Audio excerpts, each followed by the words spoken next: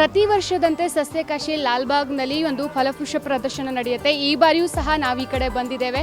ಈ ಬಾರಿ ಇಲ್ಲೊಂದು ಹೊಸ ಥೀಮ್ ಇದೆ. ಪ್ರತಿ ವರ್ಷ ಹೇಳುವಂತೆ ಪ್ರತಿಯೊಂದು ಎಕ್ಸ್ಟ್ರಾ ಥೀಮ್ ಅಥವಾ ಎಕ್ಸ್ಟ್ರಾರ್ಡಿನರಿ ಆಗಿ ಮಾಡೋಕೆ ಟ್ರೈ ಮಾಡ್ತಾರೆ. ಈ ಬಾರಿಯೂ ಸಹ ಒಂದು ಈ ಫಲಪುಷ್ಪ ಪ್ರದರ್ಶನದಲ್ಲಿ ಒಂದು ಎಕ್ಸ್ಟ್ರಾರ್ಡಿನರಿ ಥೀಮನ್ನು ಇಟ್ಕೊಂಡು ಈ ಒಂದು ಪ್ರದರ್ಶನವನ್ನು ಮಾಡ್ತಿದ್ದಾರೆ. ಏನ ಎಕ್ಸ್ಟ್ರಾರ್ಡಿನರಿ ಥೀಮ್ ಅನ್ನೋದನ್ನ ನಾನೀಗ ನಿಮ್ಗೆ ತೋರಿಸ್ತೇನೆ.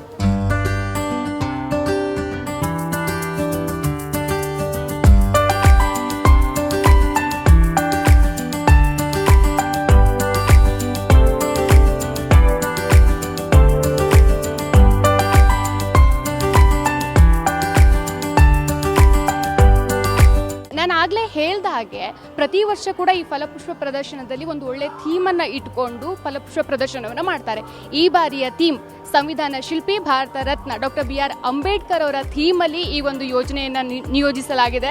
ಜೊತೆಗೆ ಇವರು ಬೌದ್ಧ ಮತ ಸ್ವೀಕಾರ ಮಾಡಿದ್ರ ಬಗ್ಗೆ ಆಗಿರ್ಬೋದು, ದೇಶಕ್ಕೆ ಇವರು ನೀಡಿದಂಥ ಕೊಡುಗೆ ಆಗಿರ್ಬೋದು, ಸಾಮಾಜಿಕ ನ್ಯಾಯಕ್ಕಾಗಿ ಇವರು ಹೋರಾಟ ಮಾಡಿದ್ದಾಗಿರ್ಬೋದು, ಆಮೇಲೆ ಸಂವಿಧಾನ ರಚನಾ ಸಮಿತಿಯಲ್ಲಿ ಇವರ ಪಾತ್ರ ಯಾವ ರೀತಿ ಇತ್ತು ಅನ್ನೋ ಬಗ್ಗೆ, ಸಂವಿಧಾನದಲ್ಲಿ ಇವ್ರದ್ದು ಆಶಯಗಳು ಏನೇನಿತ್ತು, ಪ್ರಜಾಪ್ರಭುತ್ವ ಸೇರಿದಂತೆ ಹಲವು ರೀತಿಯ ವಿಷಯಗಳನ್ನು ಆಧರಿಸಿ ಈ ಒಂದು ಫಲಪುಷ್ಪ ಪ್ರದರ್ಶನವನ್ನು ಏರ್ಪಡಿಸಲಾಗಿದೆ.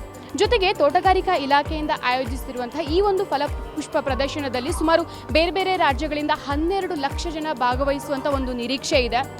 ಅಷ್ಟೇ ಅಲ್ಲ, ಈ ಒಂದು ಫಲಪುಷ್ಪ ಪ್ರದರ್ಶನಕ್ಕೆ ಯೂಸ್ ಮಾಡಿರುವಂಥ ಹೂಗಳು ಬೇರೆ ಬೇರೆ ರಾಜ್ಯಗಳಿಂದ ತರಿಸ್ಕೊಂಡಿರೋದು ಸುಮಾರು 30 ಲಕ್ಷ ಜಾತಿಯ ಬೇರೆ ಬೇರೆ ಹೂಗಳನ್ನು ಬೇರೆ ಬೇರೆ ರಾಜ್ಯಗಳಿಂದ ತರಿಸ್ಕೊಂಡಿದ್ದಾರೆ. ಅಷ್ಟೇ ಅಲ್ಲ, ಈ ಒಂದು ಫಲಪುಷ್ಪ ಪ್ರದರ್ಶನ ಆಗಸ್ಟ್ 8 ಅಂದರೆ ನಿನ್ನೆಯಿಂದ ಶುರುವಾಗಿತ್ತು. ನಿನ್ನೆಯಿಂದ ಮುಂದಿನ 12 ದಿನಗಳು ಅಂದರೆ ಆಗಸ್ಟ್ 19 ತನಕ ಕೂಡ ನಡೆಯುತ್ತೆ. ಯಾರೆಲ್ಲ ಬಂದಿಲ್ವೋ ಈಗಲೂ ಕೂಡ ಟೈಮ್ ಇದೆ, ಬಂದು ವಿಸಿಟ್ ಮಾಡಿ.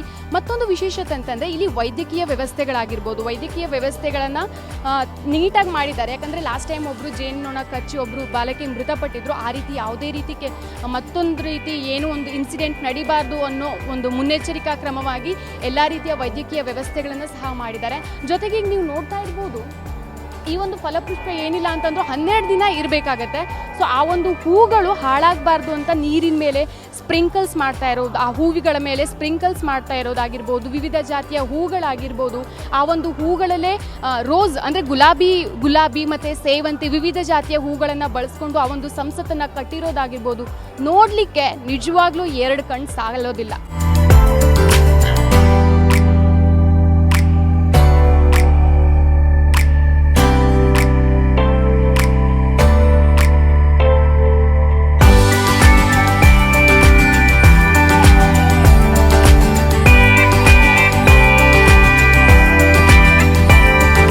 ಸೊ ನೋಡ್ದಲ್ವಾ, ಇದಿಷ್ಟು ಲಾಲ್ಬಾಗ್ನಲ್ಲಿ ಡಾಕ್ಟರ್ BR ಅಂಬೇಡ್ಕರ್ ಅವರ ಥೀಮ್ನಲ್ಲಿ ರೆಡಿಯಾದಂಥ ಒಂದು ಫಲಪುಷ್ಪ ಪ್ರದರ್ಶನ. ಪ್ರತಿಯೊಂದನ್ನು ಸಹ ನಾವು ನಿಮಗೆ ತೋರಿಸುವಂಥ ಪ್ರಯತ್ನ ಮಾಡಿದ್ದೇವೆ.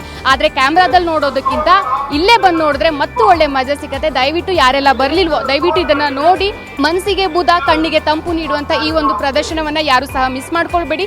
ವಿಡಿಯೋ ಜರ್ನಲಿಸ್ಟ್ ದೇವರಾಜ್ ರಾಯಬಾಗಿ ಜೊತೆ ನಾನು GM ಪವಿತ್ರ, ಬೆಂಗಳೂರು.